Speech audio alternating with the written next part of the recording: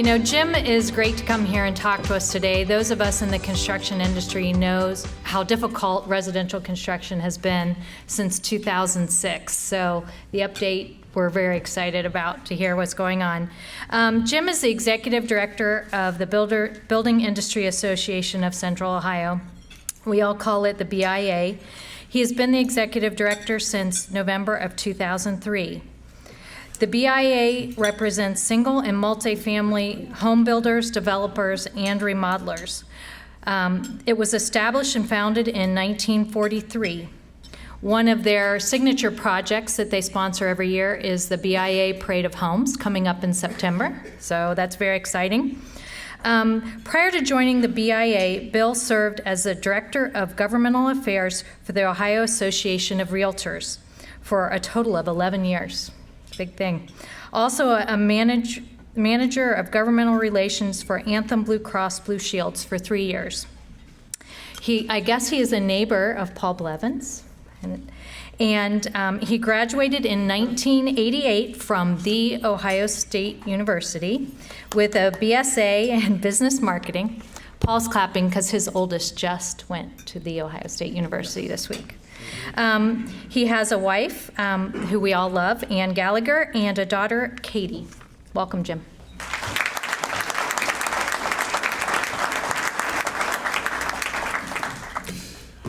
Well, good afternoon, everyone.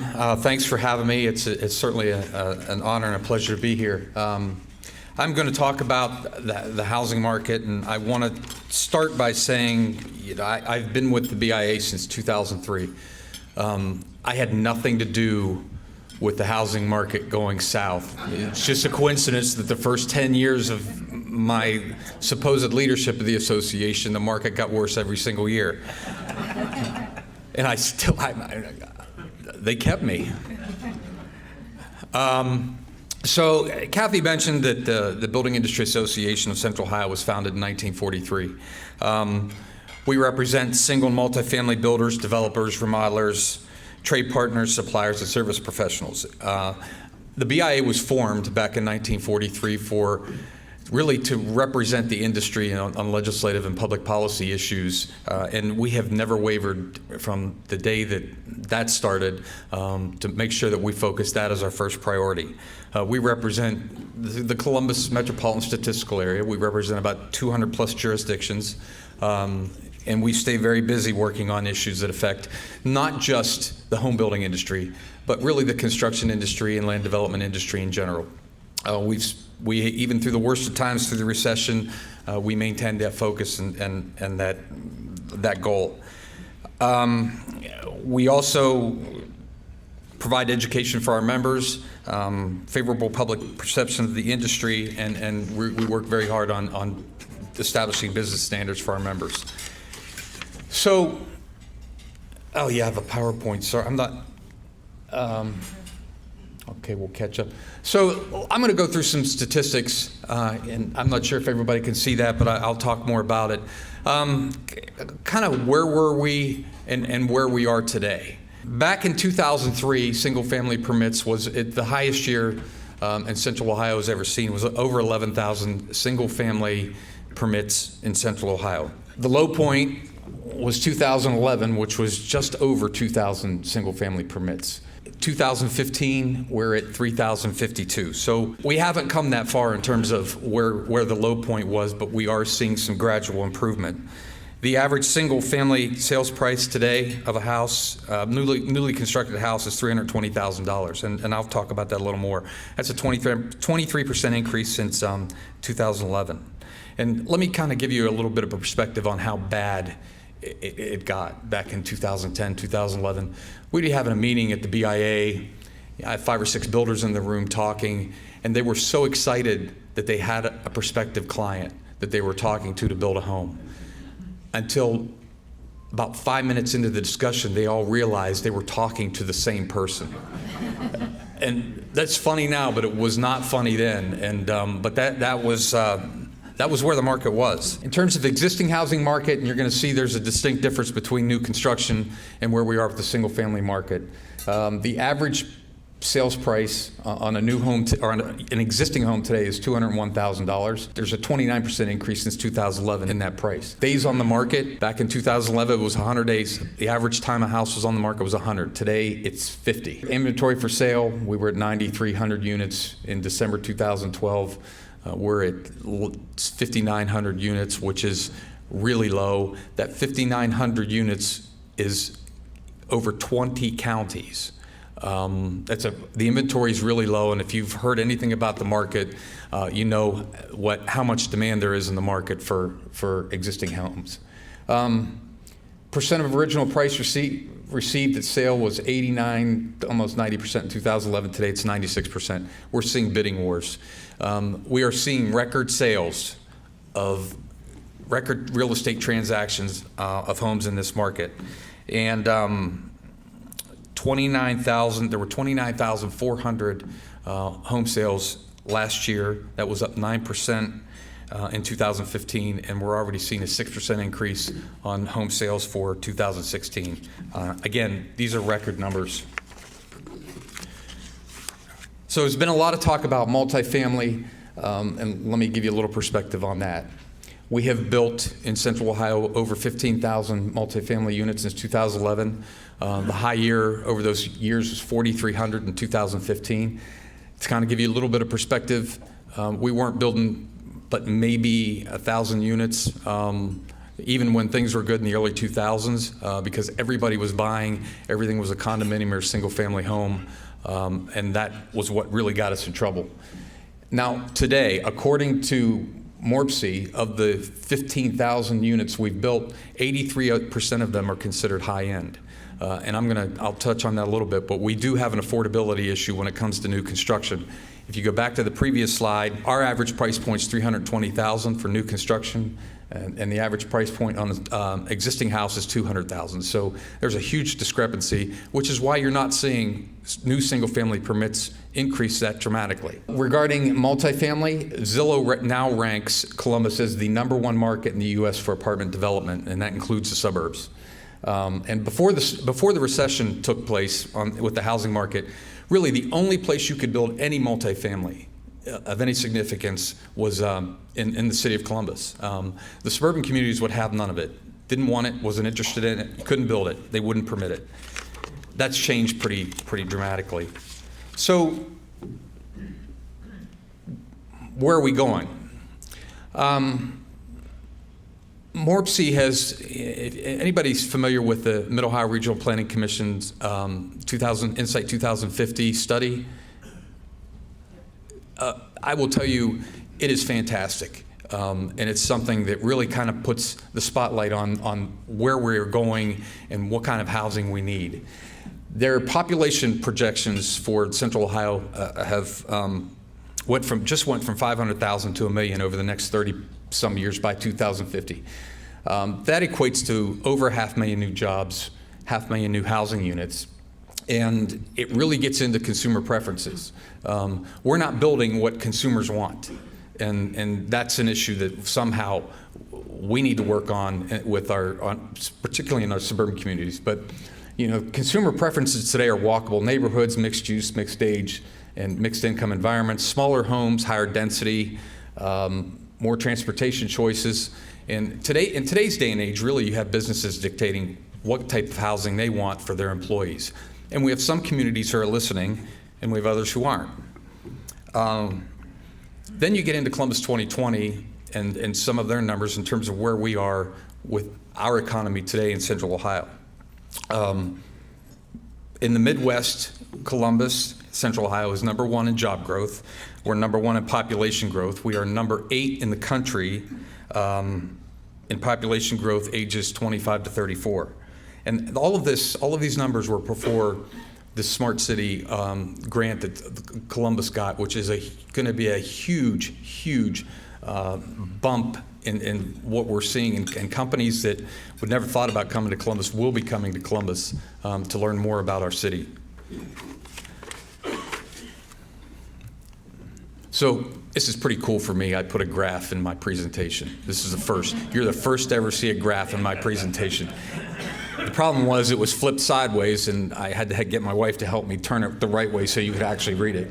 But if you look at the graph and you look from 2010 all the way to 15, that kind of shows the point I was making earlier about where the housing numbers are, and it's flat, really flat. So, but the thing that you really need to look at this, 19,900 new jobs over the past year.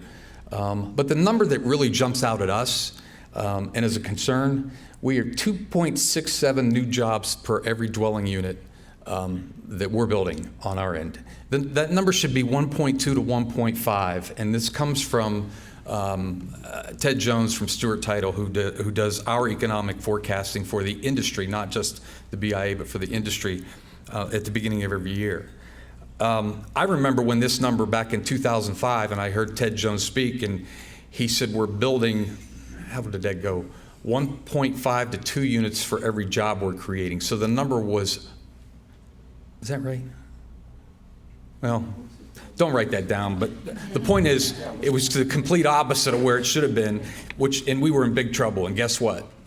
We were in big trouble. So let me get into some of the challenges we're facing and the direction we're going. And my job is to make sure that we are staying on top of all of these issues that are impacting our industry. We talked about zoning and density. When you look at a new development, you may think that the houses are close together, that the density's high, that the lots are small. But when you talk about density in terms of new construction on the residential side, it really is the entire piece of land. And in the suburbs, we're basically building 1.5 to 2 units an acre because you have to set aside 40 to 50% green space. What that does is drive up the cost of land. It drives up the cost of a lot. The average price lot in today's marketplace is about $80,000. An $80,000 lot builds you a $400,000 house. Because of the equations and math that builders use. So it's basically 4 to 5 times the price of the lot. In addition to that, it takes so long to zone things that cost just incrementally rises as the project's moving forward. The other issue we have, and it's also, we can get some density in the city of Columbus, but it's very tough outside of that. So that really goes back to Insight 2050 and the fact that we're not building what consumers want based on what everybody seems to know. We also have challenges in terms of workforce, and that's not something new that anybody hasn't heard. It's not just our industry, but we have to do a better job of getting people in the workforce in the construction industry. We are working with our schools. A lot of other associations, particularly on the commercial side, have done a much better job at this, but we're really just we're coming out of this, and now we're all looking at a labor pool that has been extremely diminished.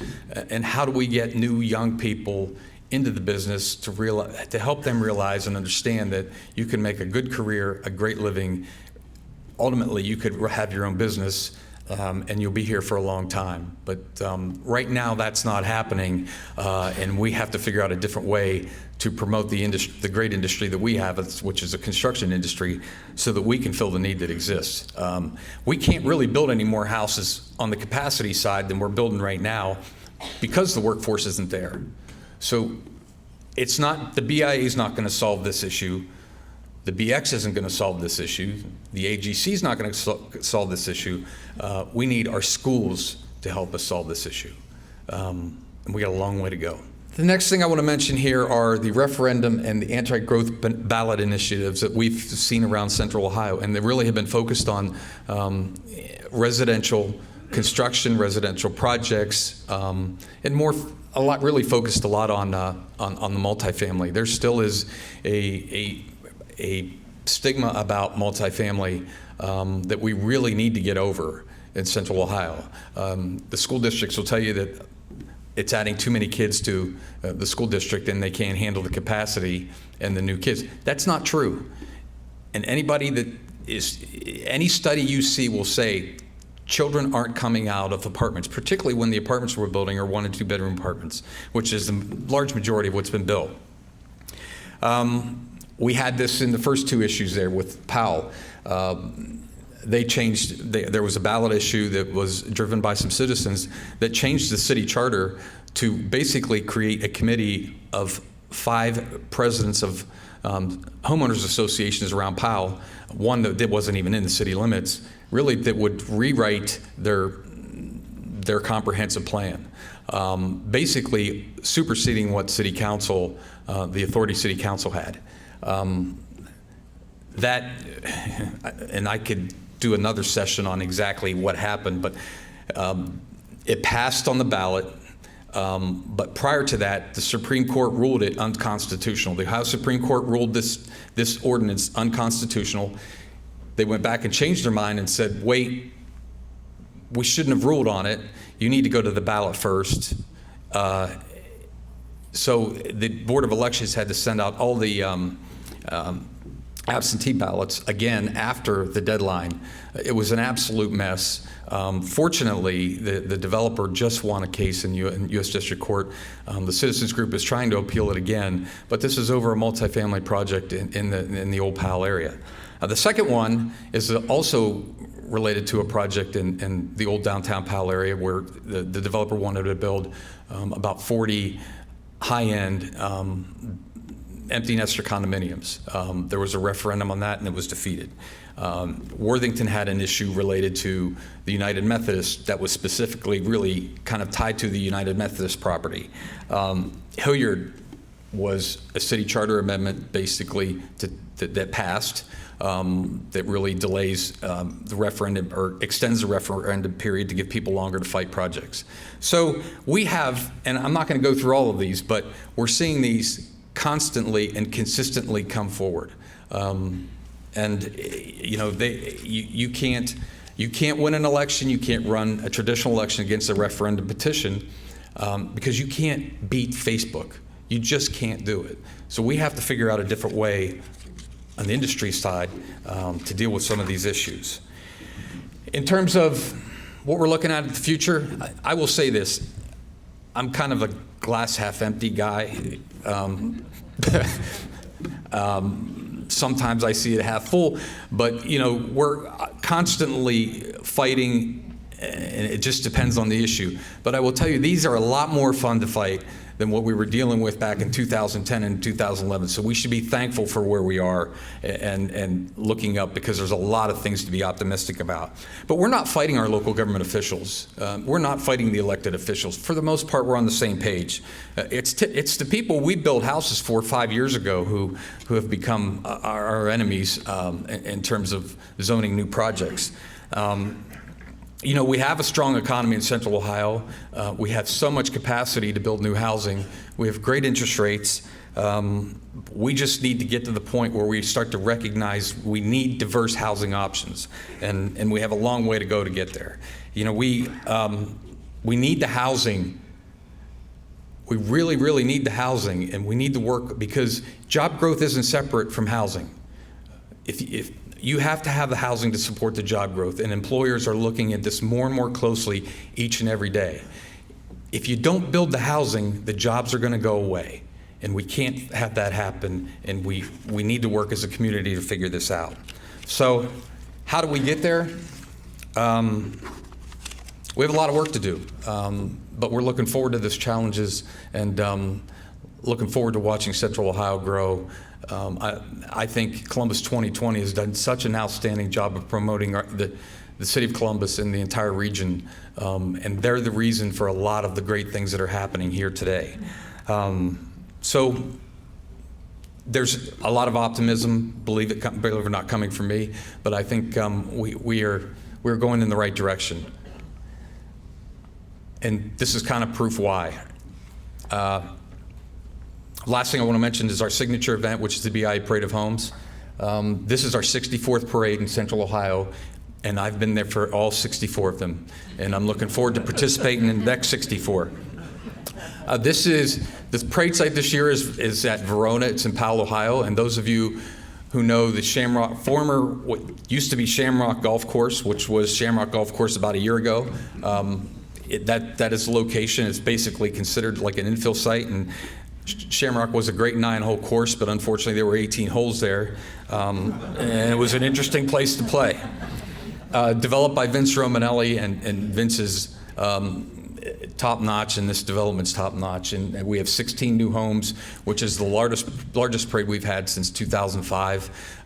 We have a lot of builders who are just starting to market their house, and that shows some confidence in the marketplace based on the location, because they didn't want to deal with a buyer.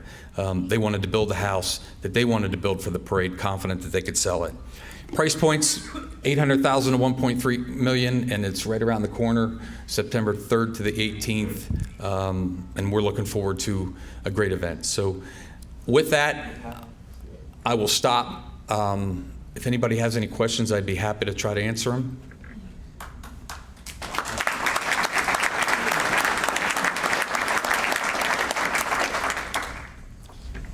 Yes.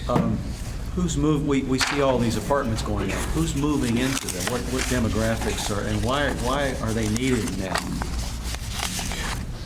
Well, I don't know the specific demographics, but a lot of them are catered, particularly in the downtown area, toward the younger the young people just getting into the marketplace, and really that's where I think you're seeing most of the population. Most of the people are, but we have significant population growth. So they can't build them fast enough because they're filling them up as fast as they can build them, and that obviously based on the statistics and the studies, that's not going to stop anytime soon. You listed a number of ideas why you aren't necessarily building what we want. What is it that do we want the apartments? Is that what you're saying? Or we want the multiple family living? Or do we want a different style house than what it is that you're actually putting out there and building as a spec home? Well, I think when you go back and look at the data, people want to be able to, they want amenities close to where they live. They want the option of getting there in different ways, whether it's walking. They want to be outside more. And that's not just the millennials, but that also is, when you look at empty nester housing as well. People are looking for those options. Yet, when you're building at 1.5 to 2 units an acre, you can't build anything that doesn't require you to get in your car. That's the challenge we're facing. So it's difficult to add amenities when amenities come when rooftops come. But we just continue to build more of the same, and really it's an inefficient use of land, the way we're doing it. Mixed use, multi-use, those are very exciting, and they're talked about a lot, and people, generally speaking, people think it's a great idea. The problem we're running into now is it's a great idea, just don't put it here, put it over there. How much activity in the Framingham area do the BIA members have? Well, I know that there's a lot of activity with Casto and others, primarily multifamily. The challenge, and that's, as I understand it, going to take off and take off relatively soon. I think the challenge for redevelopment in Franklinton in the future will be what is west of the 71, 371. What do you call it? 31571. That's an area that there will be focus on in the future. From between the river and 71 is going to explode, based on what I've heard and what I've read. Are there any suburbs or townships that you consider to be, they get it, they understand, they're working, with builders? And no. And I will. No. Some are better than others, but you have to look at where the price points are. Dublin, I'll throw Dublin out as an example. The Bridge Street corridor, that was all designed really about what they were hearing from their employers, and that they didn't have the housing their employers needed. But there's some seriously high price points there. So the diversity on the price points is something we need to continue to work on. But as I said, sometimes it's not the elected officials you're working with. You have to deal with the public, because a referendum is easy to do. It doesn't require a lot of signatures, and it really dictates what projects are going to look like and whether or not they happen. And I can tell you, these communities have copycatted each other. Worthington, Hilliard, and Powell, those people have talked to each other who've initiated these referendums and city charters. So it's monkey see, monkey do, and you're seeing it in the University District, you're seeing it in Clintonville. So There's a chance of seeing another housing bubble? you know, that's a good question, and I don't even want to think about that. I know that there are still challenges that exist on the appraisal side. So that, you know, we're still seeing houses not appraise for the asking price, and you know, that creates some challenges in terms of making that transaction take place. I've seen the advertisements about money getting easier and easier, and you know, it's gotten a little bit easier on the land development side, but it's not that easy. There's still it's much more restrictive than it used to be. So I hope we don't continue down that path, because I think we've gotten to a pretty decent place where we are now. But the lenders won't tell you that. Do I have any lenders in here who might be looking for me after this is over? Not a lender.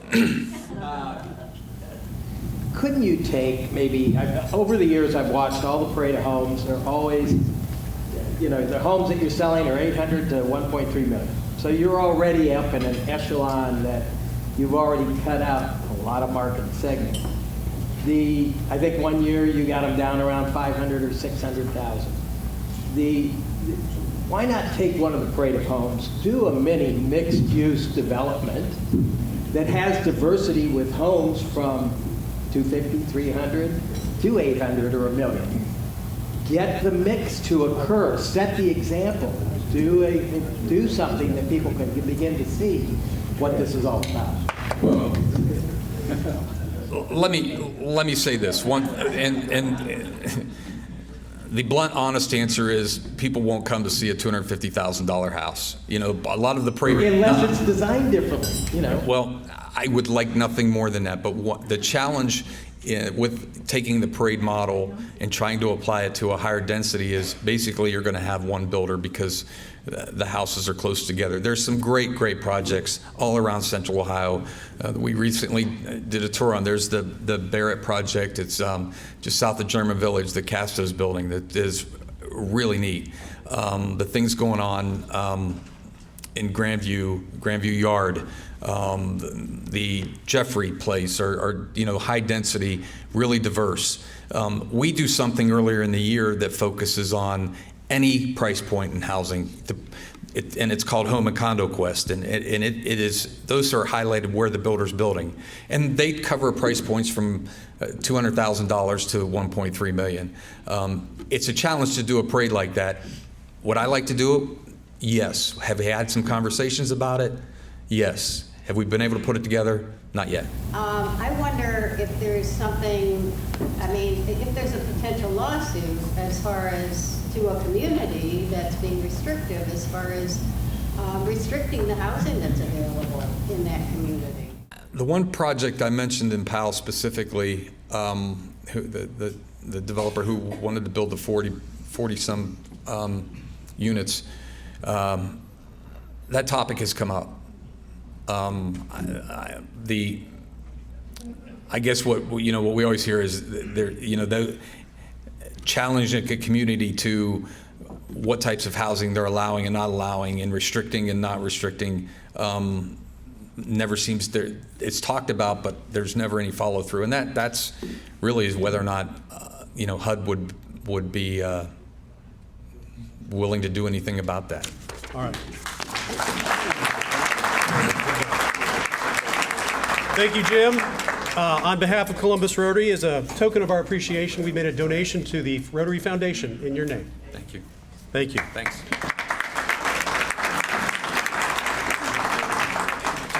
Thank you, everyone. As Charlie Boltwood alluded to today, as you leave here today and before you get back, share what being a Rotary means with someone else this week. Thank you.